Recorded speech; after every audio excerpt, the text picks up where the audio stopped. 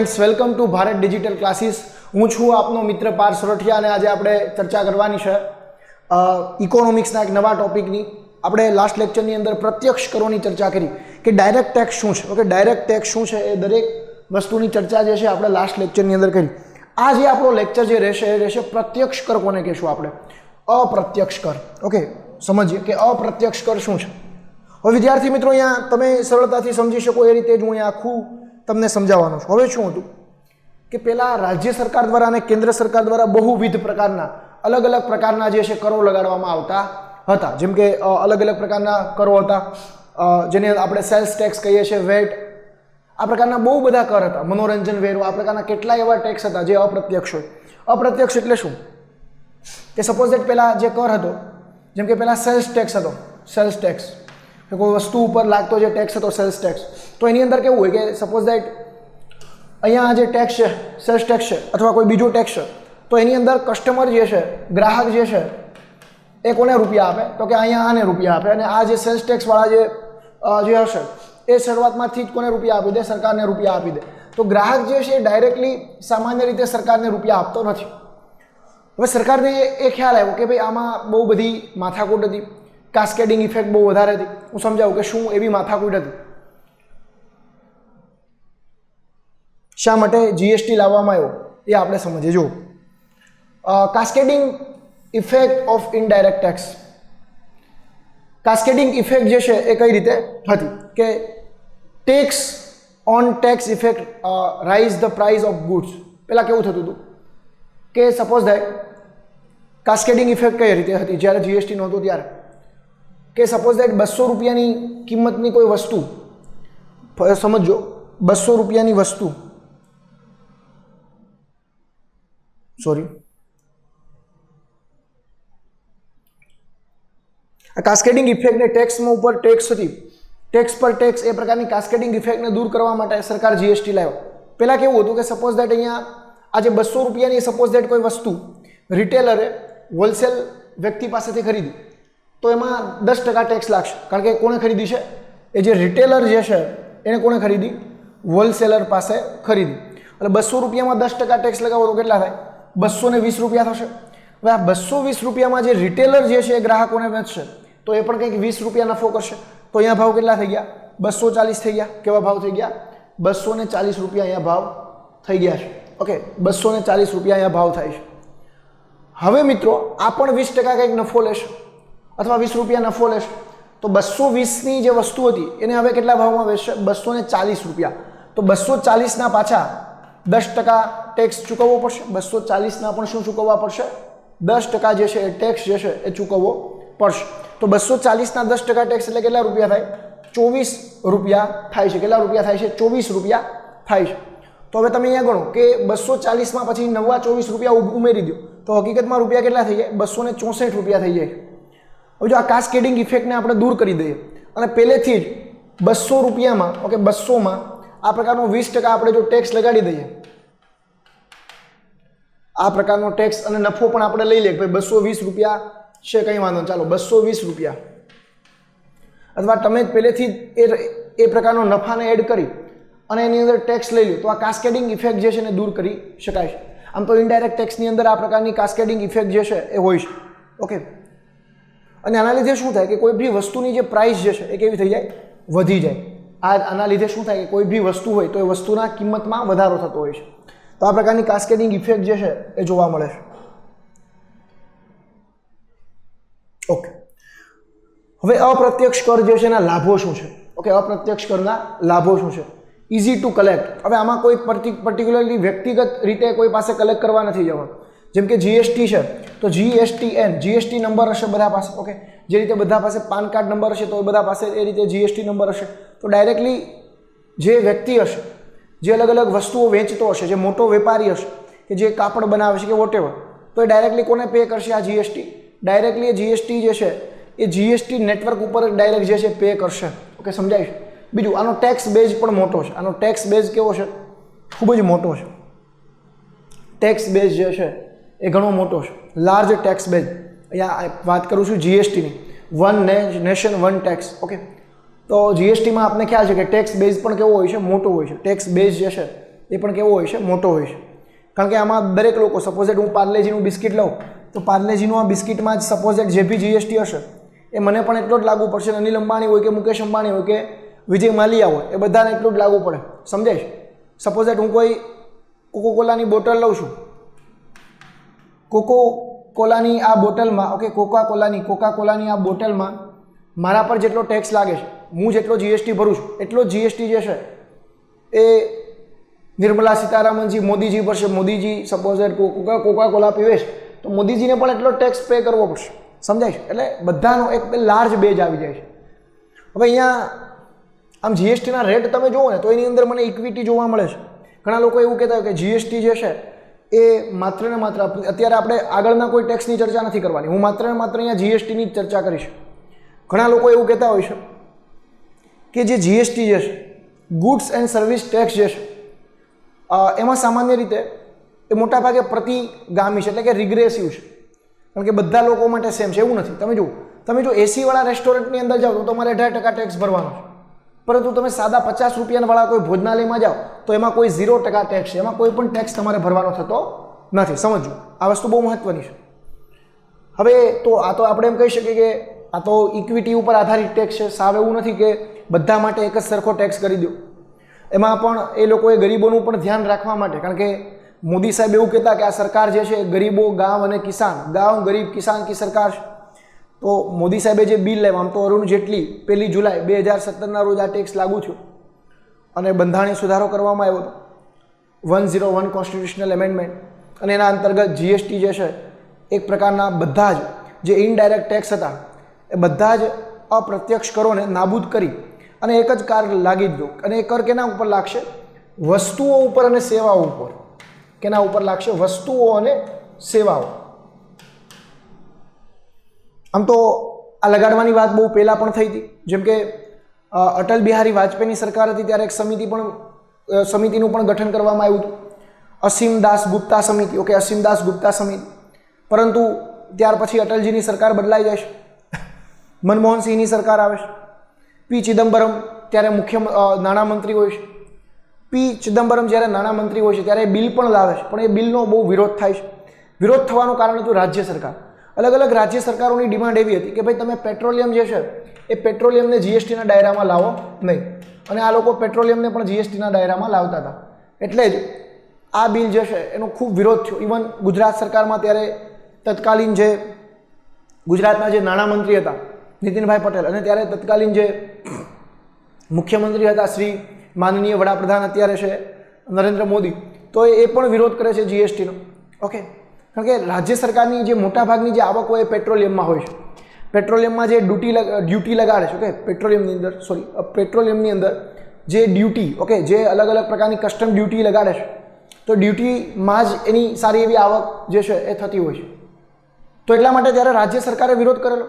તો વિદ્યાર્થી મિત્રો, અહીંયા પેટ્રોલિયમમાં એ લોકો લાવવા માગતા હતા, પરંતુ ત્યારે અલગ અલગ રાજ્ય સરકારોનો વિરોધ કર્યો એટલે જીએસટી પાસ થયો નહીં. પરંતુ ફરી વખત જે અરુણ જેટલીજી છે, જે ભારત દેશના નાણામંત્રી તરીકે સારી એવી સેવા આપેલી, ઓકે, અત્યારે તો એ હયાત નથી, પરંતુ એણે એક વિચાર કર્યો કે ભાઈ આ પ્રકારનો ટેક્સ લાવવો જોઈએ. અને આ પહેલાં પણ ભારત દેશથી અગાઉ ભારત તો 155મો દેશ બન્યો કે જેણે જીએસટી જે છે એનું અમલીકરણ કરાવ્યું. એ પહેલાં પણ બીજા ઘણા દેશોમાં, 154 દેશોમાં જીએસટી જેવી કંઈક વ્યવસ્થા હતી. Okay, goods and service tax, સેવા અને વસ્તુઓ. કોઈ વસ્તુ વેચે, ઓકે, કોઈ વસ્તુ હશે તો એ વસ્તુ વેચતા સરકાર ઉપર ટેક્સ લાગશે. વસ્તુ હું કંઈક ખરીદીશ, સપોઝ કોઈ પણ વસ્તુ મેં ખરીદી, મેં જે છે એ કોઈ પેન ખરીદી, તો પેન ઉપર પણ અમુક ટકા જીએસટી લાગશે. હવે સરકારે અહીંયા ગરીબોનું પણ ધ્યાન રાખ્યું છે કે જે સામાન્ય ચીજો હોય, જે બેઝિક નીડ્સની જે ચીજો છે, જેમ કે ઘઉં, ચોખા, ઓકે, આવી જે જીવન જરૂરિયાત જે વસ્તુઓ છે, દૂધ, આ બધા ઉપર સરકારે ટેક્સ કેટલો રાખ્યો છે? 0% ટેક્સ રાખ્યો છે. કેટલો રાખ્યો છે? આમાં કોઈ પણ પ્રકારનો જીએસટી લાગે નહીં. સાદું રેસ્ટોરન્ટ હોય તો એમાં પણ કોઈ ટેક્સ નહીં લાગે. એટલે ગાંવ ગરીબો અને કિસાનો की यहाँ पर सरकार ने चिंता की है. तो ઘઉં અને ચોખા આ પ્રકારની સામાન્ય વસ્તુ ઉપર 0% ટેક્સ, સ્લેબ 0. પણ પછી એના કરતાં થોડીક કોઈ લક્ઝરિયસ આઇટમ, થોડીક લક્ઝરિયસ એટલે બહુ વધારે પણ નહીં, કોઈ પ્રોસેસિંગ કરેલું કોઈ ફૂડ હોય તો એના ઉપર બિસ્કિટ ને એવું બધું કંઈ હોય તો એના ઉપર 5% ટેક્સ લાગે. કેટલો લાગે? 5% ટેક્સ. એના કરતાં કોઈ સારી એવી વધારે લક્ઝરિયસ આઇટમ હોય તો એના ઉપર કેટલો ટેક્સ લાગે? 12% ટેક્સ લાગે. એના કરતાં પણ થોડીક વધારે લક્ઝરિયસ આઇટમ હોય તો 18% ટેક્સ લાગે. અને જે અમુક આઇટમ એવી હોય જે હાર્મ કરે છે, સ્વાસ્થ્ય માટે પણ હાનિકારક હોય, અને બીજું કે એ આઇટમ જે છે એના ઉપર ટેક્સ લગાડવો જરૂરી હોય. જેમ કે સપોઝ કોઈ એવી આઇટમ છે જે વધારે પડતું પ્રદૂષણ ફેલાવે તો તેના ઉપર જીએસટી લગાડવો જરૂરી છે, જેથી લોકો ખરીદે અને હતોત્સાહિત થાય. તો લોકોને હતોત્સાહિત કરવા માટે એના ઉપર વધારે ટેક્સ લગાડાતા હોય છે. જેમ કે ટોબેકો અથવા ટોબેકોમાંથી બનતી જે આઇટમ છે તો એના ઉપર સરકાર 28% ટેક્સ લગાડે છે. કેટલો લગાડે છે? 28%. અને એ જરૂરી પણ છે. હું તમને સિમ્પલી વસ્તુ સમજાવું કે શા માટે સરકાર એના ઉપર વધારે ટેક્સ લગાડે છે. હવે તમે એક વસ્તુ વિચારો કે તમાકુ સપોઝ કોઈ બીડી પીવે છે, 2 ભાઈ 4 ભાઈ, શિવાજી, આવી અલગ અલગ પ્રકારની, સંભાજી, ઓકે, એમાં પણ શિવાજી બીડી જોડી દીધી. બોલો, આપણા લોકો પણ બીડીમાં પણ ધાર્મિકતા અને ઇતિહાસને જોડી દેશે. તો એ કોઈ સપોઝ બીડી પીવે છે, એ બીડી પીતા પીતા હવે બીડી પીશે તો એની હેલ્થ પણ ખરાબ થવાની છે, એક વાસ્તવિકતા છે. એના ફેફસા, એના લંગને નુકસાન થશે. ઓકે, તો એ લંગને નુકસાન થશે તો સરકારે એક યોજના પણ લોન્ચ કરી છે, પ્રધાનમંત્રી જન આરોગ્ય યોજના. પ્રધાનમંત્રી જન આરોગ્ય યોજના, જેની અંદર અરાઉન્ડ ભારત દેશના 10 કરોડ કરતાં પણ વધારે કુટુંબોને એની અંદર સમાવવામાં આવ્યા છે, કે જેનો ઉદ્દેશ્ય છે કે બધા લોકોને શું મળે? એક વીમા કવર મળે. 5 લાખ સુધીનું વીમા કવર મળે. તો હવે આ લોકો પાછા સેવા લેવા તો કોની પાસે આવે? પાસે તો સરકાર પહેલેથી જ એની પાસેથી ટેક્સ લઈ લેશે. સપોઝ દેટ તમે બીડી ખરીદો છો તો એનો 28% જે ટેક્સ તો ભરવાનો, અને સાથે સાથે અમુક ટકા સરચાર્જ પણ ભરવાનો. સરચાર્જ પણ ભરવો પડે છે. સમજાય છે? એટલે સરકાર તમારી પાસેથી રૂપિયા તો લે જ જશે. ઓકે, તો બીડીમાં એવી જે હાનિકારક પદાર્થો જે છે જેનું સેવન કરવું ખૂબ હાનિકારક છે સ્વાસ્થ્ય માટે, તો એના ઉપર સરકાર ટેક્સ લેશે. સરકારે આલ્કોહોલની જે આઇટમ છે એ જીએસટીમાં રાખી નથી, કારણ કે એમાં પણ રાજ્યની બહુ વધારે આવક હતી. જે અલગ અલગ રાજ્યો હતા તો આલ્કોહોલ ને એ બધી જે એની આઇટમ હતી, આપણે જેને બિયર હોતે ડ્રિંક, બીજા જે અલગ અલગ પ્રકારના ડ્રિંક, વિસ્કી, સ્કોચ, આવા અલગ અલગ, મેં ખાલી નામ સાંભળ્યા છો કે, તો આવી બધા જે આલ્કોહોલની જે અલગ અલગ આઇટમ હતી તો એ આઇટમ ઉપર પણ ટેક્સ કેવો લાગે? વધારે. આમ તો ગુજરાત રાજ્યની અંદર પ્રતિબંધ છે એટલે આપને ખ્યાલ ન હોય કે કેટલો જીએસટી છે. ઓકે, તો એના ઉપર જીએસટી લાગતો નથી, એમાં રાજ્ય સરકાર ડાયરેક્ટલી ટેક્સ લેશે. ઓકે, એ જીએસટીથી બાકાત છે. પેટ્રોલિયમ પણ જીએસટીથી બાકાત છે. આ બે વસ્તુને બાકાત રાખવાની વાત કરેલી. તો અહીંયા જુઓ, અલગ અલગ સ્લેબની અંદર ડિવાઈડ થયું છે. જીએસટી જે છે, રાહુલ ગાંધીએ આનો પણ વિરોધ કર્યો હતો. રાહુલ ગાંધી કીધું કે ભાઈ એક જ સ્લેબ હોવો જોઈએ, આ તો તમે પાછું અઘરું કરી નાખ્યું. પણ હકીકતમાં 5 સ્લેબ જરૂરી છે. 5 સ્લેબ શા માટે જરૂરી છે હું તમને સમજાવું. કે કોઈ ગરીબ વ્યક્તિ છે જેને ઘઉં ચોખા લેવા છે, અથવા એની કોઈ સિમ્પલ આઇટમ લેવી છે, કોઈને છાશ લેવી છે, કોઈને પ્રોસેસ દહીં લેવું છે, તો ઓબ્વિયસલી એના ભાવ તો નીચે જ હોવા જોઈએ. હવે તમે કોઈ એવી વસ્તુ છે કે જે સ્વાસ્થ્ય માટે હાનિકારક છે અને આ બધી વસ્તુને તમે સિમિલર ટ્રીટ કરો તો એ વસ્તુ એ વસ્તુ ખોટી છે. યાદ રાખજો, એ વસ્તુ જે છે એ ખોટી છે. સમજો. બીજું, સરકાર આ સ્લેબમાં વધારો અને ઘટાડો પણ કરી શકે છે. એ કઈ સંસ્થા? એના માટે સરકારે એક સંસ્થા પણ બનાવી છે, જીએસટી પરિષદ. કઈ સંસ્થા છે? જીએસટી પરિષદ. જીએસટી પરિષદ, જેને આપણે જીએસટી કાઉન્સિલ કહીએ છીએ. આપણે અવારનવાર ન્યૂઝની અંદર સાંભળતા હોઈએ છીએ કે જીએસટી પરિષદની મિટિંગ ભરાણી, અથવા જીએસટી પરિષદના જે મિટિંગ હતી એનું ગઠન થયું. આની અંદર આના જે અધ્યક્ષ હોય કોણ હોય? નાણામંત્રી પોતે હોય છે. કોણ હોય છે? કેન્દ્રીય નાણામંત્રી પોતે હોય છે. અહીંયા 2/3 પાવર જે છે, 2/3 પાવર એ રાજ્ય સરકારો પાસે હોય છે, અને 1/3 પાવર કોની પાસે હોય? કેન્દ્ર સરકાર પાસે હોય. તો આપણે જોઈએ તો સ્પષ્ટપણે અહીંયા જોઈ શકાય કે આ ફિસ્કલ ફેડરલિઝમને પ્રમોટ કરે છે. કેને પ્રમોટ કરે છે? ફિસ્કલ ફેડરલિઝમને પ્રમોટ કરે છે. એટલે કે રાજ્ય પાસે કોઈ એક હથ્થું શાસન નથી. સમજો, રાજ્ય પાસે કોઈ એક હથ્થું શાસન નથી. જીએસટી પરિષદમાં નિર્ણય નિર્માણની પ્રક્રિયામાં આપણે જોઈએ તો અહીંયા જે વોટિંગ પાવર જે છે કોની પાસે વધારે છે? રાજ્ય સરકારો પાસે વધારે છે. પરંતુ હું બીજી પણ એક વાત કરી શકું કે ગુજરાતની સરકારે કોઈ મનોરંજન ટેક્સ લગાડવો છે, મનોરંજન ટેક્સ પોતાની રીતે લગાડવો છે, એન્ટરટેનમેન્ટ ટેક્સ, તો એ હવે લગાડી શકશે નહીં. શું કામ? કારણ કે એ હવે કેની અંદર આવે છે? જીએસટીની અંદર આવે છે. તો ગુજરાત પોતાની મનમાની રીતે એ નહીં લગાડી શકે. એમાં આ બધા રાજ્યોની જે, તો એક રીતે એમ પણ કહેવાય કે રાજ્યોની સ્વાયત્તતા ઉપર થોડો કાપ પણ આવ્યો છે, એવું પણ કહી શકાય. કારણ કે એ પોતાની મનમાની રીતે નિર્ણય નહીં લઈ શકે. જે રાજ્યોમાં જે રાજ્ય ટેક્સ હતા, અલગ અલગ અપ્રત્યક્ષ કરો, એની વાત કરું છું.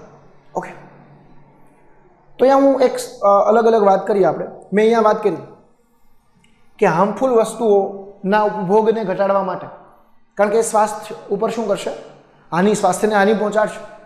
અને રાજ્યની ફરજ અનુચ્છેદ 47 બધાએ કદાચ વાંચ્યો હશે કે રાજ્યની ફરજ છે કે દરેક લોકોને પોષણક્ષમ આહાર મળી રહે.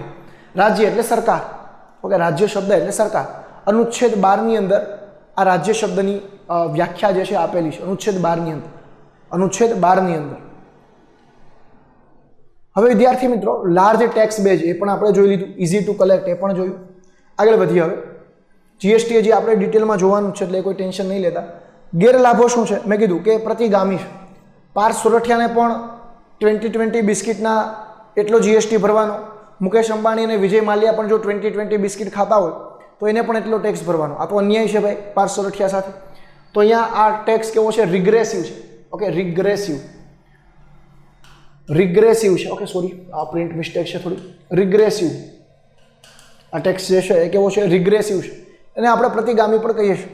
બીજું, ઘણી વખત શું થાય કે કોઈ પાર્ટ ઉપર વધારે પડતો ટેક્સ નાખી દેવામાં આવે તો એનું કન્ઝપ્શન ઘટી જાય, જેથી ડિમાન્ડમાં પણ ઘટાડો થાય. ઉદાહરણ તરીકે તમને વાત કરું કે કોઈ ઓટોમોબિલ્સના કોઈ પાર્ટ હતા, તો ઓટોમોબિલ્સના પાર્ટ પર સરકારે 28% સપોઝ દેટ જીએસટી રાખ્યો. તો હવે અહીંયા જે બાઇક બનશે કે જેનો પહેલાં ભાવ અરાઉન્ડ 50,000 રૂપિયા હતો, પણ આ પાર્ટ્સ બધા મોંઘા થતા આ બાઇકનો ભાવ 55,000 થઈ ગયો છે.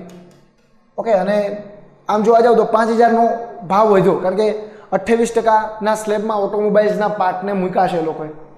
તો અહીંયા વિદ્યાર્થી મિત્રો એક બાબત એ પણ કહી શકાય કે આના લીધે શું થાય કે વધારે પડતા જીએસટી રેટના લીધે, ઓટોમોબાઈલ્સના પાર્ટના વધારે પડતા જીએસટીના લીધે જે ખરીદનાર લોકો જે છે એ હતોત્સાહિત થશે અને રાહ જોશે કે ક્યારે આ ભાવ ઘટે, પરંતુ ભાવ ઘટશે નહીં. એટલે શું થશે? વ્હીકલ જે છે, વ્હીકલ એના પરચેઝિંગમાં અથવા એના સેલિંગમાં ઘટાડો થશે, એના કન્ઝપ્શનમાં શું થશે? ઘટાડો. એટલે કોઈ લોકો આ ખરીદશે ને, કારણ કે ભાવ કેવા થઈ ગયા છે? વધી ગયા છે. તો ખરીદશે નહીં તો આની ડિમાન્ડ કેવી થશે? ઘટશે.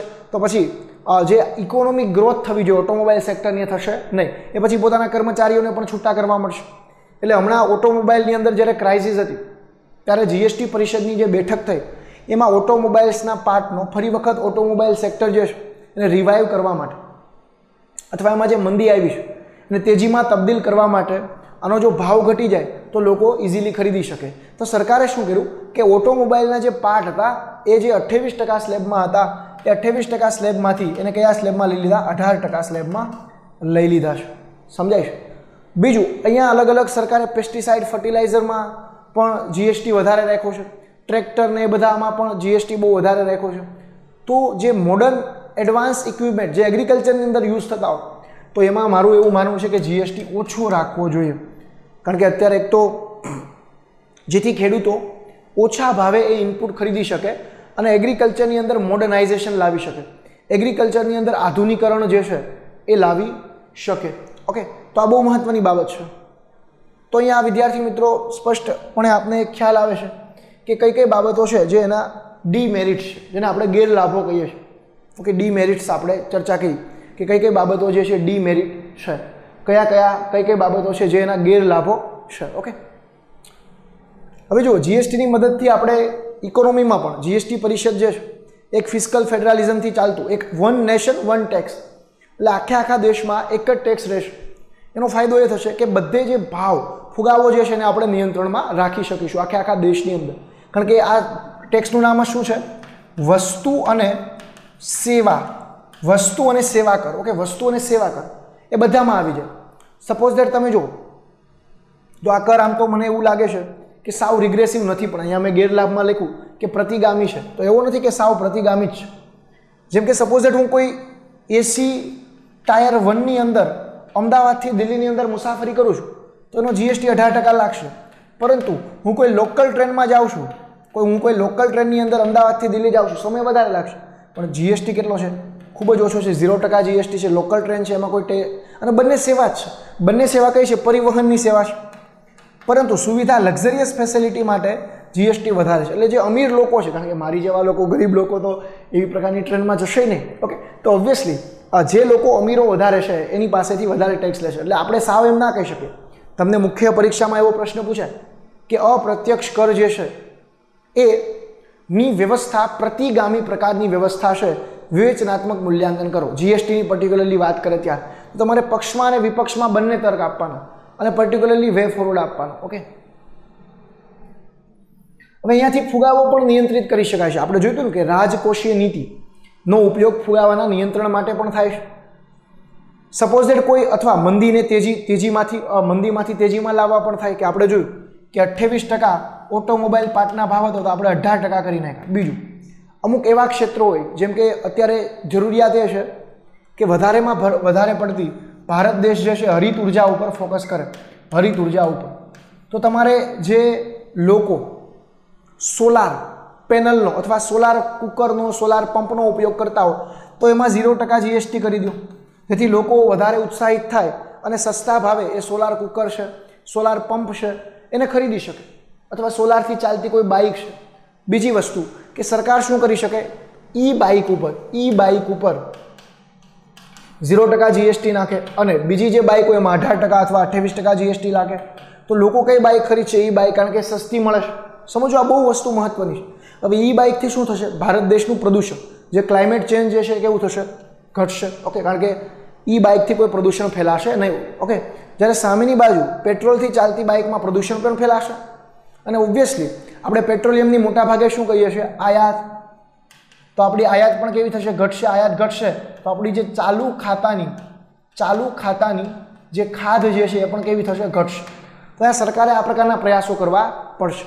ઓકે, સરકારે આ પ્રકારના પ્રયાસો કરવા પડશે. સોલાર પેનલો બનાવતી જે કંપની હોય એને જે ભાવ, મીન્સ કે એને જે અલગ અલગ કાચો માલ ખરીદવાનો હોય તો એમાં પણ સરકારે શું કરવું જોઈએ? 0%ના સ્લેબમાં એ રિન્યુએબલ એનર્જીમાં આવતી એ વિન્ડ એનર્જીના પાર્ટ હોય કે કોઈ પણ હોય, સોલાર એનર્જી વોટેવર, તો એમાં 0%ના સ્લેબમાં એને મૂકવો જોઈએ, જેથી આપણો જે મોદી સરનો જે ટાર્ગેટ જે છે કે 2022 સુધીમાં 175 ગીગાવોટ જેટલી હરિત ઉર્જા, ઓકે, 175 ગીગાવોટ જેટલું જે છે એ હરિત ઉર્જા, અથવા આપણે એમ કહી શકીએ આઈએનડીસીનો ટાર્ગેટ છે, ઇન્ટેન્ડેડ નેશનલી ડિટરમાઇન્ડ કન્ટ્રીબ્યુશન, આ ટાર્ગેટને આપણે ઇઝીલી એચીવ કરી શકીએ. ઓકે, એટલા માટે આગળ વધીએ. કાસ્કેડિંગ ઇફેક્ટ આપણે જોઈ ભાઈ.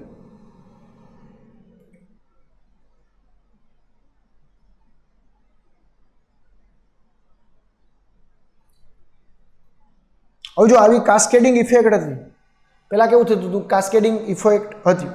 હવે એટલા માટે જ તેથી રિટેલર બિલ વગરની વસ્તુઓ વેચે, જેથી સરકારને શું થાય? બિલ વગરની વસ્તુ વેચશે. કારણ કે પહેલાં કેવું થતું હતું? એને ટેક્સ ભરવો પડતો હતો, તો કાસ્કેડિંગ ઇફેક્ટ ક્રિએટ થતી હતી અને ભાવ કેવા થઈ જતા હતા? પર્ટિક્યુલરલી વધી જતા હતા. ભાવ કેવા થઈ જતા હતા? વધી જતા હતા. હવે એક જ સાથે જો કોઈ આ જ વ્યક્તિ છે, સિમ્પલી તમને સમજાવી દો કે આ પેલો જ વ્યક્તિ છે, આ જ વ્યક્તિ છે, ઉદાહરણ સાથે સમજાવી દો. 3 વ્યક્તિઓ છે. એક રિટેલર છે, ઓકે, એક રિટેલર છે. બીજો જે વ્યક્તિ જે છે એ છે હોલસેલર, અને ત્રીજો વ્યક્તિ છે ગ્રાહક.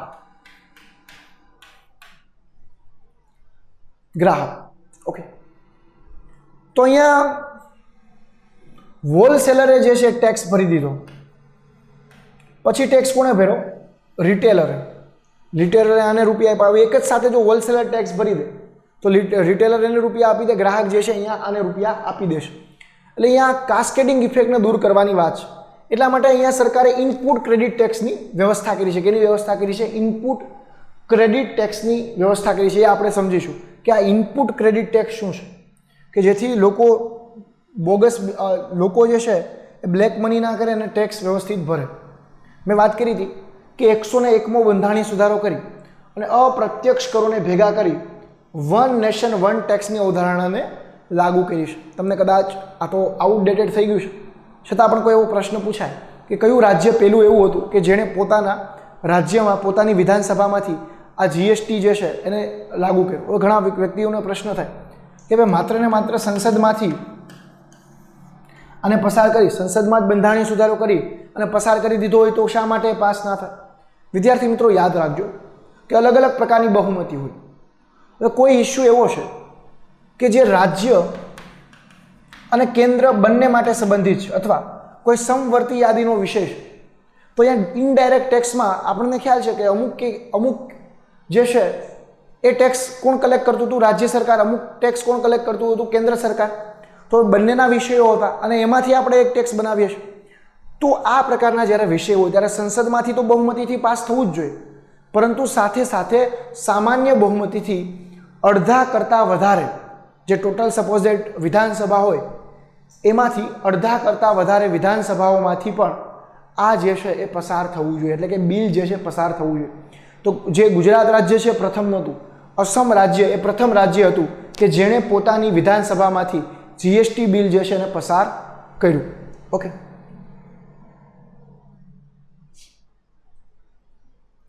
અલગ અલગ અનુચ્છેદ પણ એડ કરાયા. ઓકે, સંવિધાનની અંદર તમે સુધારો કર્યો છે, તો સંવિધાનની અંદર સુધારો કરવો હોય તો આર્ટિકલ 368 અંતર્ગત થશે, અને આર્ટિકલ 368 અંતર્ગત જીએસટી આપણે લાવ્યા. કેટલામો સુધારો હતો? 101મો બંધારણીય સુધારો હતો. 101 કોન્સ્ટિટ્યુશનલ એમેન્ડમેન્ટ હતો. 246 એ જે છે એ શું કહેશે કે કેન્દ્ર અને રાજ્ય બંનેને સત્તા છે કે એ કોઈ પણ મિકેનિઝમ જીએસટીને લગતું ક્રિએટ કરી શકે, બંનેને સત્તા આપી. 269 એમાં આઈજીએસટી, ઓકે, આઈજીએસટીનો ઉલ્લેખ છે. આઈજીએસટી એટલે શું છે? ઇન્ટરસ્ટેટ અથવા integrated GST. Okay, interstate, integrated એટલે રાજ્ય અને કેન્દ્ર બંને. સીજીએસટી એટલે નાણાં આયોગ દ્વારા આની વહેંચણી થશે. સીજીએસટી એટલે central good and service tax. Okay, integrated એટલે સંયુક્ત, અથવા ઇન્ટરસ્ટેટ પણ આપણે કહી શકીશું. Interstate GST. આમ જોવા જઈએ ને તો ટોટલ કેટલા જીએસટી થશે? CGST, SGST, CGST, SGST, UGST, union ટેરેટરીની વાત કરું છું, જો કોઈ યુટીમાં હોય તો, પણ આપણે મોટાભાગે એને સીજીએસટીમાં કન્સિડર કરતા હોય છે, પણ યુજીએસટી પણ લખી શકાય.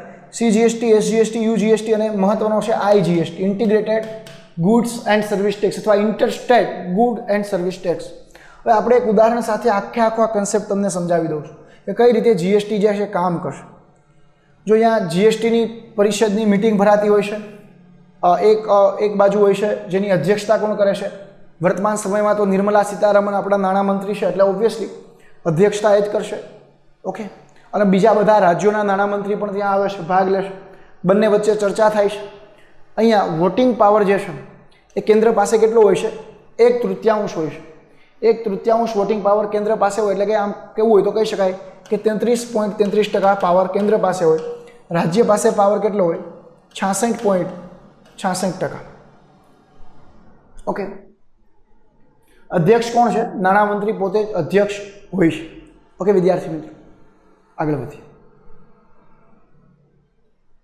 અને કોઈ પણ નિર્ણય નિર્માણની પ્રક્રિયામાં મેક્સિમમ 75 વોટિંગ જે છે એ જોઈએ.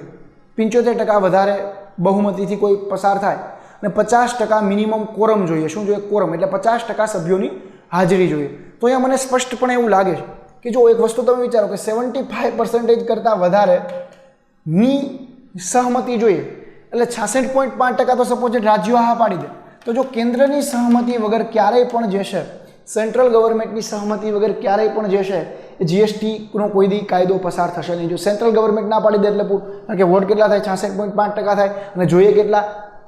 75%. તો હું ફિસ્કલ ફેડરલિઝમમાં એ આર્ગ્યુમેન્ટ કરી શકું કે જીએસટીમાં જો ખાલી કેન્દ્ર સરકાર ના પાડી દે કે ભાઈ નહીં, આ નથી કરવું, તો થશે નહીં. સ્પષ્ટપણે આપણે અહીંયા ચિત્ર પ્રગટ થાય છે.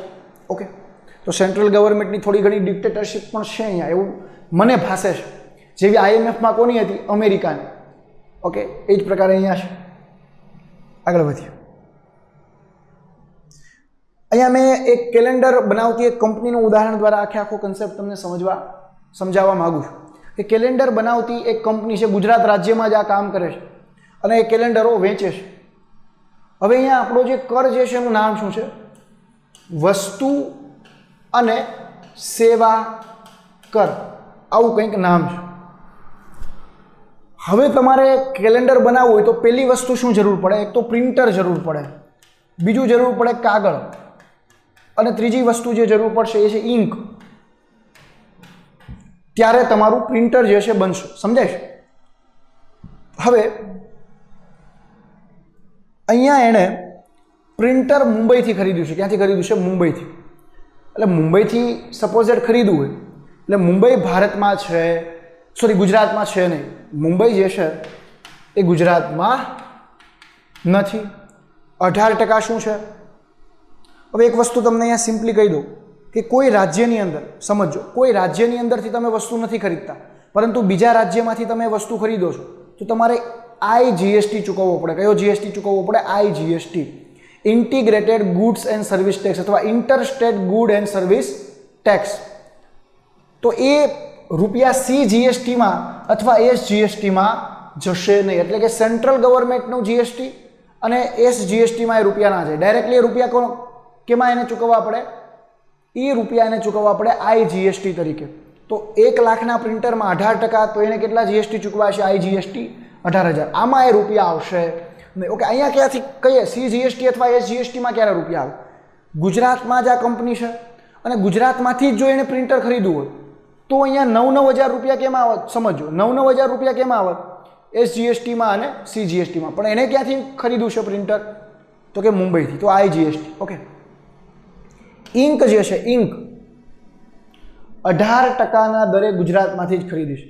10,000 રૂપિયાની ઇંક ખરીદી. કેટલા રૂપિયાની? 10,000 રૂપિયાની જે છે એ ઇંક ખરીદે છે. વિદ્યાર્થી મિત્રો, અહીંયા આપણે સમજીએ કે ભાઈ 10,000 રૂપિયાની ઇંક ખરીદી, 10,000 ગુણ્યા 18 એટલે રૂપિયા કેટલા ચૂકવવાના થાય? 1,800 રૂપિયા. પરંતુ એને ગુજરાતમાંથી જ ખરીદી હતી તો કોઈ પણ પ્રકારનો આઈજીએસટી ચૂકવવાનો નહીં થાય. કયા બે ટેક્સ ચૂકવવાના થશે? સીજીએસટી અને એસજીએસટી. ભાગી નાખો 2 વડે, 1800 ભાગ્યા 2 કરી નાખો તો કેટલા રૂપિયા આવશે? 900. તો 900 એને સીજીએસટીમાં ભરવાના થશે અને બાકીના 900 એસજીએસટીમાં ભરવાના થશે. સમજાય છે? 900 સીજીએસટીમાં, બીજા 900 એસજીએસટીમાં. બીજું, પેપર ક્યાંથી મંગાવે છે? હિમાચલ પ્રદેશમાંથી. જંગલવાળો વિસ્તાર છે, સારા એવા પાંદડાઓ હશે, સારા એવા પેપર બનશે. ઓકે, તો પેપર ત્યાંથી એ લોકો બનાવે છે. તો પેપરમાં 20,000 રૂપિયાનો ખર્ચો કરે છે પરંતુ પેપર ગુજરાતમાંથી નથી લાવતા, કોઈ બીજા સ્ટેટમાંથી લાવે છે. ઇન્ટરસ્ટેટ ટ્રેડ થાય છે. જ્યારે પણ ઇન્ટરસ્ટેટ ટ્રેડ થાય ત્યારે આઈજીએસટી જ લાગશે, યાદ રાખજો. તો અહીંયા 12%, 20 ગુણ્યા 12, 20,000 ના 12% એટલે 2,400 રૂપિયા થાય. તો 2,400 રૂપિયા એને અહીંયા ચૂકવવા પડે. તો કુલ એને આઈજીએસટી કેટલો ચૂકવો છે આ વ્યક્તિએ? આ ફોર્મે 20,400. કુલ સીજીએસટી તો કે 900 અને કુલ એસજીએસટી પણ 900. સમજાય છે? એટલે એટલા એને પ્રિન્ટર બનાવો તો એટલા એને ટેક્સ ચૂકવા. હવે આગળ વધીએ આપણે. બીજું કોસ્ટ. આઈ થિંક આ તમને સમજાઈ ગયું છે. આગળ હવે આ કેલેન્ડર બનાવતી કંપની કેલેન્ડર વેચશે પણ ખરા? કોઈ જગ્યાએ જઈ અને કેલેન્ડર વેચશે પણ ખરા? એણે 500 કેલેન્ડર જે છે ગુજરાતમાં, કેલેન્ડરનો ભાવ વેચાણ કિંમત કેટલી છે? 12% લેખે વેચવા પડે. તો 500 કેલેન્ડર 50,000 રૂપિયા. કેટલા કિંમત? 50,000 રૂપિયાની અંદર ક્યાં વેચે છે? ગુજરાતમાં જ વેચે છે. ક્યાં વેચે છે? ગુજરાતમાં. ગુજરાતમાં વેચે તો એને કયો ટેક્સ ભરવો પડે? સીજીએસટી. અને બીજો કયો ટેક્સ હોય? એસજીએસટી. કયો ટેક્સ હોય? એસજીએસટી. સીજીએસટી અને એસજીએસટી જે છે એ ભરવો પડશે. તો 50,000ના વેચ્યા તો આમાં ટેક્સ લાગે છે 12%. તો 50 ગુણ્યા 12 કરીએ, 12 × 5 = 60. એટલે બંનેમાં 3,000 રૂપિયા ટેક્સ ચૂકવવાનો રહેશે. કેટલો ટેક્સ? 3,000 અહીંયા અને બીજા 3,000 રૂપિયા એસજીએસટીમાં એને ચૂકવવાના રહેશે. ઓકે, ગુડ, ચાલો સમજાઈ ગયું. બીજું, આ જ લોકો 500 કેલેન્ડર 50,000 રૂપિયાના ભાવે ક્યાં વેચે છે? ઓબ્વિયસલી તો કે રાજસ્થાનની અંદર વેચે છે. રાજસ્થાન એટલે વ્યાપાર કેવો થઈ ગયો? ઇન્ટરસ્ટેટ થઈ ગયો. તો 12% તો જીએસટી લાગશે. તો ફરી વખત 50K ગુણ્યા 12% એનું આપણે કાઢીએ તો કેટલું થાય? 6,000 રૂપિયા. પણ અહીંયા 6,000 રૂપિયા એને કયો ભરવાનો ટેક્સ થશે? આઈજીએસટી ભરવાનો થશે. કયો ટેક્સ ભરવાનો થશે? આઈજીએસટી ભરવાનો થશે. તો આઈજીએસટી કેટલો થયો? 6,000, સીજીએસટી 3,000, એસજીએસટી 3,000. પરંતુ મિત્રો અહીંયા તો એને ટેક્સ ઉપર ટેક્સ જ ભરવાનો થાય છે. તો હવે યાદ રાખો કે આગળ એને સીજીએસટી ભરી દીધો હતો. કેલેન્ડર બન્યું, સમજો અહીંયા, કેલેન્ડર બન્યું એ પહેલાં એને સીજીએસટી ભરી દીધો હતો. કેટલો? 900 રૂપિયા. તો આ 900 રૂપિયાના કપાઈ જશે. શું થશે? આ 900 રૂપિયા આગળ જે એને ટેક્સ ભરેલો છે એ કપાઈ જશે. તો હવે એને 900 બાદ મળશે એસજીએસટી અને સીજીએસટીમાં. આગળ એને આઈજીએસટી પણ કેટલો ભર્યો છે? 20,400 રૂપિયા. તો આ બધા ટેક્સ જે છે એને ઇનપુટ ક્રેડિટ ટેક્સ સ્વરૂપે એને પાછા મળશે. જોઈએ. Okay, good. કંપનીએ કુલ ટેક્સ કેટલો ભર્યો હતો? તો કે CGST પહેલાં 900 રૂપિયા ભરી દીધો હતો, તો 3,000 અત્યારે ભરવાનો, તો 2100 રૂપિયા જ ભરવાના થશે. આ બધી માહિતી ક્યાં હશે? ગુડ્સ સર્વિસ ટેક્સ નેટવર્કની અંદર આ બધી માહિતીનો સ્ટોર થયેલો જ હશે. આ ઓલા ઇન્કમ ટેક્સ જેવું છે, કેમ મારું રિફંડ પાછું આવ્યું? ઓકે, તો એના જેવું કે 3,000 એને 900 તો પહેલાં ભરેલા જ હતા, તો 3,000માંથી 900 બાદ કરી દો, તો જે એણે ઇનપુટ ખરીદ્યા હતા તો એને ઇનપુટ ક્રેડિટ ટેક્સ સ્વરૂપે રૂપિયા પાછા મળશે. ઓકે, ઇનપુટ ક્રેડિટ ટેક્સ સ્વરૂપે રૂપિયા એને પાછા મળશે 900 રૂપિયા. SGSTમાં પણ 300માંથી 900 બાદ 2100 રૂપિયા ભરવાના થશે. હવે IGSTમાં જુઓ, IGSTમાં એને ભરવાના કેટલા થાય છે? 6,000 રૂપિયા, કારણ કે રાજસ્થાનમાં વેચે છે એટલે. આગળમાં જુઓ એના 2,000 રૂપિયા પડ્યા હતા. આગળમાં જ્યારે એ કારણ કે પ્રિન્ટર ને એવું બધું મગાવે છે, કેટલા પડ્યા હતા? 20,400. 20,400 રૂપિયા પડ્યા છે. કેટલા રૂપિયા પડ્યા છે? 20,400. તો વિદ્યાર્થી મિત્રો 20,400માંથી 6,000 બાદ કરી નાખો તો એને ઇનપુટ ટેક્સ ક્રેડિટ ભરવાની જ નથી થતી. એને તો સામે રૂપિયા મળે છે. GSTમાં હજી એના જમા છે. કેટલા જમા છે? 14,400 રૂપિયા તો હજી ઇનપુટ ટેક્સ ક્રેડિટ એનો પડ્યો છે. તો હજી કદાચ એ તામિલનાડુની અંદર પણ જે છે એ વેચી શકશે. શું વેચી શકશે? કોઈ બી બીજા રાજ્યમાં. ભવિષ્યમાં ગુજરાતની કંપની 1500 કેલેન્ડર 1.5 લાખના તમિલનાડુમાં વેચે, આ GST ભરવાનો થાય 18,000, પરંતુ છતાંય 14,000 તો એની ઇનપુટ ટેક્સ ક્રેડિટ છે. તો GSTN પર એને ભરવાનો કેટલો થાય? 3,600 રૂપિયા જ ભરવાનો થાય. તો તમે અહીંયા જુઓ કાસ્કેડિંગ ઇફેક્ટ કેવી થઈ છે? ઓછી થઈ છે. પહેલાં જે ટેક્સમાં ટેક્સ હતા એ હવે છે નહીં. તો એ કંપનીને કેવી રીતે સરળતા રહે? એને શું મળે છે? ઇનપુટ ટેક્સ ક્રેડિટ મળે છે, જેથી આ પ્રકારની કાસ્કેડિંગ ઇફેક્ટ ઘટે છે. આશા રાખું છું કે તમને આખા કન્સેપ્ટ મેં જે ઉદાહરણ દ્વારા સમજાવ્યો એ સમજાઈ ગયો હશે. ઓકે, આગળ વધીએ. ઉદાહરણ આપણે કેલેન્ડરનું સમજ્યું કે ભાઈ એક વસ્તુ IGST એટલે શું? કે હું કોઈ વસ્તુ બીજા રાજ્યમાંથી ખરીદું તો IGSTમાં આવે. કેમાં આવે? IGSTમાં આવે. પરંતુ મારાને મારા રાજ્યની અંદર એ વસ્તુ વેચું છું અથવા ખરીદું છું, એ વસ્તુ વેચું છું અથવા ઇનપુટ કોઈ ખરીદું છું, તો એ કેમાં આવશે? એના બે ભાગ થશે. અમુક ટકા જે છે 18% ટેક્સ હોય તો એના જે રૂપિયા આવ્યા અડધો ભાગ કેમાં જાય? CGSTમાં. અડધો ભાગ કેમાં જાય? SGSTમાં. સમજાઈ ગયું વિદ્યાર્થી મિત્રો? ગુડ. પડકારો કયા છે? Bogus billing. તમે એક વસ્તુ વાંચતા હોય છો કે આ લોકો ઘણા જે બિઝનેસમેન હોય એ ઇનપુટ ક્રેડિટ ટેક્સ મેળવવા માટે ઘણા જે બુચેશિયાઓ છે જેને ટેક્સ નથી ભરવો, એ ઇનપુટ ક્રેડિટ ટેક્સ અથવા ઇનપુટ ક્રેડિટ ટેક્સ વધારેમાં વધારે મેળવવા માટે ખાલી ખોટું એવું કહે કે ભાઈ અહીંયાથી અમારી આ વસ્તુ અહીંયા ગઈ હતી, આ વસ્તુ અહીંયા ગઈ હતી, આ વસ્તુ ખોટા બિલ બનાવે. અને બિલ બનાવીને શું કરે? GSTNની અંદર ઈ-વે બિલ ક્રિએટ કરે અને goods and service tax network નામની જે વેબસાઇટ જે છે એની અંદર આ પ્રકારના બિલ બનાવીને શું મેળવવા પ્રયાસ કરે? Input credit tax. 4 કરોડ જેટલી આવી ઇનપુટ ક્રેડિટ ટેક્સ એ લોકો બનાવી નાખે. હવે આ લોસ તો સરકારને જ ગયો, એને તો આવું કંઈ ખરીદવું જ નથી. તો આ પ્રકારની વ્યવસ્થાને બોગસ બિલિંગ કહેવાય. આ પ્રકારની જે વ્યવસ્થા એને બોગસ બિલિંગ કહેવાય. તો આવા કેટલાય બુચેશિયાઓ છે જે આવું કામ કરે છે, ખોટી કંપની બનાવી અને લે વેચને એવું બધું કરતા હોય. બીજું ડિજિટલ ડિવાઇડ. અત્યારે પણ ઘણા દેશના વેપારીઓ હશે કે જેને ઈ-વે બિલ ક્રિએટ કરતા નથી આવડતું, GSTN જે નેટવર્ક જે છે એની અંદર રજિસ્ટ્રેશન કરાવવું પડે એ નથી આવડતું, અને CA પાસે જઈને રૂપિયા ખર્ચવા એને પોસાઈ શકે એમ નથી. તો જે માઇક્રો ઇન્ડસ્ટ્રી જે છે, લઘુ ઉદ્યોગો, એના માટે આ એક હર્ડલ્સ છે, એક સમસ્યા છે. પણ સરકારે શું કર્યું છે? GSTમાં રજિસ્ટ્રેશન તમારે કરાવવું હોય તો તમારું ટર્નઓવર 40 લાખ કરતાં વધારે હોય તો જ તમારે ટર્નઓવર કરાવવાનું છે. ઓકે, એટલે સરકારે થોડીક રાહત આપી છે અહીંયા. બીજું ડિજિટલ સાક્ષરતાનો અભાવ છે, એની પણ મેં અહીંયા ચર્ચા કરી કે બધા લોકો GSTN ઉપર ઈ-વે બિલ ક્રિએટ કરાવી શકતા નથી. ફિસ્કલ ફેડરલિઝમની પણ અહીંયા મેં ચર્ચા કરી. એ પણ એક પડકાર છે. કઈ રીતે? પહેલાં કોઈ પણ ટેક્સ ઉપર રાજસ્થાન સરકારને લાગે ભાઈ મનોરંજન ટેક્સ અમારે 10% રાખવો છે, 15%, 20%, તો એ નિર્ણય લઈ શકતા હતા. હવે કેવું થાય છે કે કોઈ પણ નિર્ણય નિર્માણની પ્રક્રિયામાં GST પરિષદ કે એમ જ થશે, અને GST પરિષદમાં 75% સહમતિ અનિવાર્ય છે. એટલે 25% લોકો ના પાડે એટલે પૂરું થઈ ગયું. તો આમાં 33% હિસ્સો તો માત્ર ને માત્ર કોનો છે? કેન્દ્ર સરકારનો છે. તો અહીંયા તમે વાત તો એવી કરો છો કે ફિસ્કલ ફેડરલિઝમને પ્રમોટ કરવાનો, પરંતુ અહીંયા તો મને એવું દેખાય છે કે 75% હિસ્સો તો માત્ર ને માત્ર 75% વોટિંગ જોઈએ. તો 33% હિસ્સો તો જો 33% વાળા જ ના પાડી દે, કેન્દ્ર સરકાર જ ના પાડી દે, તો એ નિર્ણય નિર્માણ કરી શકાય નહીં. તો મને તો અહીંયા કેન્દ્રની ડિક્ટેટરશિપ દેખાય છે. એટલે ફિસ્કલ ફેડરલિઝમનો હકીકતમાં તો અભાવ છે, એક પડકાર છે અહીંયા. ઓકે, આગળ વધીએ.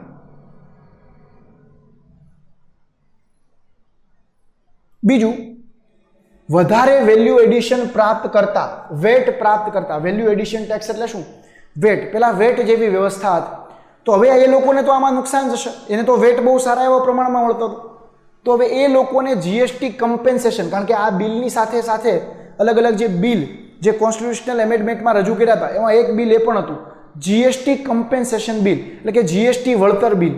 એમાં સેસ એક નાખવામાં આવે છે. જીએસટી જ્યારે લાગુ પડે ત્યારે એક સેસ પણ નાખવામાં આવે. સેસનું નામ શું છે? GST compensation tax. સેસ એટલે પર્ટિક્યુલરલી પર્પઝ માટે નાખવામાં આવતો જે ટેક્સ હોય એને સેસ કહેવાય. તો જીએસટી કમ્પેન્સેશન સેસ પણ નાખવામાં આવે છે. બીજું, જીએસટી અધિનિયમમાં ઇનપુટ ક્રેડિટ ટેક્સથી વ્યાપારીને ફાયદો થશે. હવે વિદ્યાર્થી મિત્રો એક વસ્તુ સમજો કે વ્યાપારીને ફાયદો થયો, આ ફાયદાનો લાભ કોને મળવો જોઈએ? ગ્રાહકોને પણ મળવો જોઈએ. પણ ઘણી વખત શું થાય છે? ગ્રાહકોને આ લાભ વેપારીઓ આપતા નથી ને વધારે નફો કરે છે, વધારે નફાખોરી કરે છે. જે નફો કરવો જોઈએ એના કરતાં પણ વધારે નફો કરે છે. તો અહીંયા લોસ કોને જાય છે? ગ્રાહકોને. એટલે જે ફુગાવો હકીકતમાં જે ઓછા ભાવે એને વસ્તુ મળવી જોઈએ એ વસ્તુ મળતી નથી. જીએસટી પરિષદે સપોઝ એક રેટ ઘટાડ્યા અથવા ઇનપુટ ક્રેડિટ ટેક્સ આપી, પરંતુ એ ગ્રાઉન્ડ લેવલ સુધી પહોંચતી નથી. એટલા માટે એક ઓથોરિટી પણ બનાવી છે કે જે આ પ્રકારની નફાખોરી, ખોટી નફાખોરી કરે છે. એ ખોટી નફાખોરી, આ કાતિયા જેવા લોકો હોય, સની દેઓલનું તમે કદાચ એક ફિલ્મ જોયું છે, એની અંદર આ ડેની છે કાતિયા અને એના ભાઈઓ હોય, તો બધા નફાખોરી કરતા હોય. તો અહીંયા ઘણા આવા વ્યાપારીઓ પણ છે કે જે આ પ્રકારની નફાખોરી કરતા હોય. તો આ પ્રકારની ખોટી નફાખોરીને રોકવા માટે અને જે ઇનપુટ ક્રેડિટ ટેક્સ વ્યાપારીને આપ્યું છે, જે મીન્સ કે એક ફાયદો કરાવ્યો છે, એક વળતર આપ્યું છે સરકાર. ઇનપુટ ટેક્સ ક્રેડિટ એટલે જે ટેક્સમાં ટેક્સ લાગતો તો એ ઘટાડી દીધો, તો એ કસ્ટમર સુધી પણ પહોંચવું જોઈએ. તો એના માટે એક સંસ્થા બનાવી, national anti profiteering authority, NAPA, national anti profiteering authority, NAPA. આનું કામ શું છે? ભાવ ઘટાડો કરવો, રિફંડ વ્યાજ સાથે આપો. સપોઝ દેટ કોઈ વ્યક્તિ જે છે એણે આ પ્રકારની ઇનપુટ ક્રેડિટ ટેક્સ સ્વીકારી પરંતુ ગ્રાહકોને એનો લાભ નથી આપ્યો, તો તમે આ સંસ્થાને ફરિયાદ કરી શકો અને જે વ્યાપારી છે અથવા જે કંપની જે છે એને ડાયરેક્ટલી 10% પેનલ્ટી આપવામાં આવશે. એનો જે નફો જે છે એમાંથી 10% એના ઉપર દંડ વસૂલવામાં આવશે અને જે 10% દંડ જે છે ક્યાં જમા કરાવવામાં આવશે? કસ્ટમર વેલફેર ફંડમાં એને ડિપોઝિટ કરવામાં આવશે, કસ્ટમર વેલફેર ફંડની અંદર. એટલે ઉદ્દેશ એનો એ છે કે જે સરકાર ઇનપુટ ક્રેડિટ ટેક્સ આપે છે, સરકાર જીએસટી અંતર્ગત જે ઇનપુટ ક્રેડિટ ટેક્સ આપે છે એનો લાભ ગ્રાહકોને પણ થવો જોઈએ. એટલા માટે આ સંસ્થા બનાવી, national anti profiteering authority, NAPA. Okay, ચલો આગળ વધીએ. NAPA નું કામ શું છે આપણે જોયું. બીજું, GSTN જે છે, પેલા અલગ અલગ બેંકોનો પણ ઘણો ફાળો હતો, પરંતુ એ બેંકો, ICICI ને એવી બધી બેંકોનો પણ આ નેટવર્ક, આ પોર્ટલ ઊભું કરવાનો ફાળો હતો. GSTN, goods and service tax network, આ બિન નફાકારી અથવા આપણે કહી શકીએ નોન પ્રોફિટ કંપની છે. કેવી કંપની છે? નોન પ્રોફિટ કંપની છે. લાભ કમાવાનો એનો કોઈ ઉદ્દેશ નથી. અહીંયા કેન્દ્રનો ફાળો કેટલો છે? 50%. રાજ્ય અને યુટી એટલે કે રાજ્ય અને કેન્દ્ર શાસિત પ્રદેશનો ફાળો પણ કેટલો છે? 50%. ઉદ્દેશ શું છે? તો કે ઇનપુટ ક્રેડિટ ટેક્સ આપવો. ઇનપુટ ક્રેડિટ ટેક્સ એટલે જે ઇનપુટ ખરીદાતા એમાં જે ટેક્સનું જે એક બર્ડન આવતું હતું, તો એ બર્ડન ના આવે અને જે ભાવ જે છે ગ્રાહકોને ઓછા રૂપિયા મળે અને વેપારી પણ સંતોષ થાય, કારણ કે વેપારીને પણ ડબલ ટેક્સ ભરવા પડતા હતા. એટલે વેપારી કંટાળી જતો હતો અને બિલ ખોટા બનાવતો હતો અથવા બિલ વગરની વસ્તુઓ વેચતો હતો. તો હવે બિલ વગરની વસ્તુ વેચશે નહીં. બીજું, પે જીએસટી. જીએસટીને પે કરવા માટેનું પણ આ જ પોર્ટલ છે. તમારે IGST એટલે વચ્ચેના વચેટિયાઓ હતા. પહેલાં તમારે જીએસટી પે કરવા માટે કોઈ અધિકારી પાસે અથવા કોઈ અધિકારી પાસે જવું પડતું, તો હવે ત્યાં જવું પડશે નહીં. એટલે જે વચેટિયાઓ જે છે એને દૂર કરી નાખ્યા. તો ઈ ગવર્નન્સના માધ્યમથી જો ઈ વે બિલ જનરેટ થાય. ઈ વે બિલ, તમે કોઈ વસ્તુઓને એક જગ્યાએથી બીજી જગ્યાએ લઈને જતા હોય તો તમારે ઈ વે બિલ લઈને જવું પડે, નહીંતર એની જે ચેક પોસ્ટ હોય ત્યાં તમારી તપાસ થાય ને જો ઈ વે બિલ ન હોય તો તમારે દંડ પણ ભરવો પડે છે. ડેટાનો ઉપયોગ, જો હવે ઈ વે બિલ અથવા આ જે જીએસટી નેટવર્કની અંદર જે ડેટા આવ્યો એને કહેવાય ડેટા માઇનિંગ. તો આ ડેટાનો ઉપયોગ કરીને શું કરી શકાય? બ્લેક મની જે સ્ટોર કરે છે એ બ્લેક મની, કાળા નાણાંને પણ આપણે અટકાવી શકીએ છીએ. ઓકે, ઈ વે બિલની આપણે વાત કરી. ઈ વે બિલ જનરેટ કરવું પડે છે. જીએસટીના લાભો શું છે? ઇકોનોમિક સર્વેની અંદર સ્પષ્ટપણે વાત કરી અને વર્લ્ડ બેન્કે પણ કીધું કે ભારત દેશમાં જ્યારથી જીએસટી આવ્યો છે પછીથી ટેક્સ કલેક્શન અને ટેક્સ પેમાં સરળતા આવી છે. સરળતા આવી એટલે ઇઝ ઓફ ડુઈંગ બિઝનેસ થયું. તો ભારત દેશનો રેન્ક કેટલામો છે? 63મો આવ્યો છે. બીજું ટેક્સ બેઝ અને ટેક્સ કલેક્શનમાં પણ વધારો થયો છે. વધારે પડતું ટેક્સ કલેક્શન અને વધારે પડતું ટેક્સ બેઝ થાય તો એ પ્રકારની ઘટનાને કહેવાય ફિસ્કલ કોન્સોલિડેશન. એને મારે ગુજરાતીમાં એના માટે શબ્દ વાપરો તો કહેવાય રાજકોષીય એકીકરણ. એટલે રાજકોષમાં શું થાય? વધારો થાય. રાજકોષીય એકીકરણ કહેવામાં આવે. શું કહેવામાં આવે વિદ્યાર્થી મિત્રો? એને રાજકોષીય એકીકરણ. વધારે પડતો તમે ટેક્સ વસૂલો છો અથવા સરકારને વધારે ટેક્સ મળે છે તો એને કહેવાય ફિસ્કલ કોન્સોલિડેશન, રાજકોષીય એકીકરણ. એના માટે ગુજરાતી શબ્દ કયો છે? રાજકોષીય એકીકરણ. બીજું ફોર્મલાઇઝેશન ઓફ ઇકોનોમી. મેક્સિમમ લોકો જીએસટી પે કરતા થાય તો એ ફોર્મલ ઇકોનોમીમાં આવશે. કેમાં આવશે? ફોર્મલ ઇકોનોમીમાં. ફોર્મલાઇઝેશન ઓફ ઇકોનોમી એ પણ બહુ મહત્વનું છે. ઇનપુટ ક્રેડિટ ટેક્સના લીધે ભાવોમાં ઘટાડો થશે. એટલે ભાવ કોને થશે? ફાયદો કોને થશે? ઉપભોક્તાને. જો ઉપભોક્તાને એ વેપારીઓ ઓછા દરે નથી આપતા તો નેશનલ એન્ટી પ્રોફિટરિંગ ઓથોરિટીમાં તમે ફરિયાદ કરી શકશો. એટલે એ જે સંસ્થા હશે અથવા જે રિટેલર હશે અથવા જે હોલસેલર હશે એને 10% એના નફામાંથી દંડ વસૂલવામાં આવશે અને એને કસ્ટમર વેલફેર ફંડની અંદર ડિપોઝિટ કરવામાં આવશે. ઓકે, આગળ વધીએ. અહીંયા સુધી આપણે જે છે જીએસટીનો અભ્યાસ કર્યો. આ અપ્રત્યક્ષ કર છે. આપણે જોયું કે અલગ અલગ સમિતિઓની રચના થઈ હતી, કઈ રીતે સરકાર દ્વારા જે છે એ 1 જુલાઈ 2017ના રોજથી જીએસટીને લાગુ કરવામાં આવ્યો. 101મો બંધારણીય સુધારો કરવામાં આવ્યો જીએસટીને લાગુ કરવા માટે. આપણે એની પણ ચર્ચા કરી. જીએસટી એટલે વન નેશન વન ટેક્સ અને બધા રાજ્યોને આની અંદર પ્રતિનિધિત્વ મળે એટલા માટે જીએસટી પરિષદનું ગઠન કરવામાં આવ્યું. 269 આર્ટિકલ 269 એ અંતર્ગત નિર્ણય નિર્માણની પ્રક્રિયામાં 50% લોકોની હાજરી અનિવાર્ય છે તો જ થાય. એટલે ખાલી માત્ર ને માત્ર કેન્દ્ર સરકાર પોતાની ડિક્ટેટરશીપ ન ચલાવી શકે, પરંતુ નિર્ણય નિર્માણની પ્રક્રિયામાં 75% વોટિંગ, 75% બહુમતી જરૂરી છે. 1/3 વોટ કોના હોય? સોરી, 1/3 વોટ કોના હશે? કેન્દ્ર સરકારના, 2/3 રાજ્ય સરકારના, પરંતુ 75% છે. એટલે અહીંયા રાજ્યની કેન્દ્રની ડિક્ટેટરશીપ વધી જાય છે. સમજો. બીજું આપણે જોયું કે જે કાસ્કેડિંગ ઇફેક્ટ હતી એને ઘટાડવા માટે સરકારે ઇનપુટ ક્રેડિટ ટેક્સ વ્યવસ્થાની વ્યવસ્થા કરી. કે એની ઇનપુટ ક્રેડિટ ટેક્સની કંઈક વ્યવસ્થા કરી. એના માધ્યમથી જે વ્યાપારી જે છે એને અમુક રૂપિયા પાછા પણ મળે છે, જેથી વ્યાપારી જે છે બિલ બનાવવા માટે બિલ બનાવવાનું પ્રોત્સાહન આપશે અને જીએસટીનું કલેક્શન પણ વધશે. વન નેશન વન ટેક્સની ઉદાહરણા છે, આપણે એ પણ ચર્ચા કરી.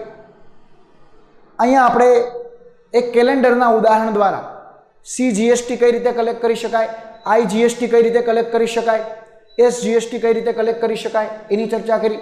અલગ અલગ ટેક્સના બેઝ જોયા કે 0%માં કઈ વસ્તુ આવે, 5%માં, 12%માં, 18%માં, 28%માં, એ આખી આપણે અહીંયા ચર્ચા કરી. તો વિદ્યાર્થી મિત્રો, આપણે સંપૂર્ણ જીએસટીનો અભ્યાસ કર્યો અને તમારો અહીંયા એક ટોપિક છે ફિસ્કલ પોલિસીમાં, કર વ્યવસ્થામાં, એમાં જીએસટી અલગથી આપ્યો છે. એટલા માટે મેં જીએસટીને ડિટેલમાં ડિસ્કસ કર્યો છે.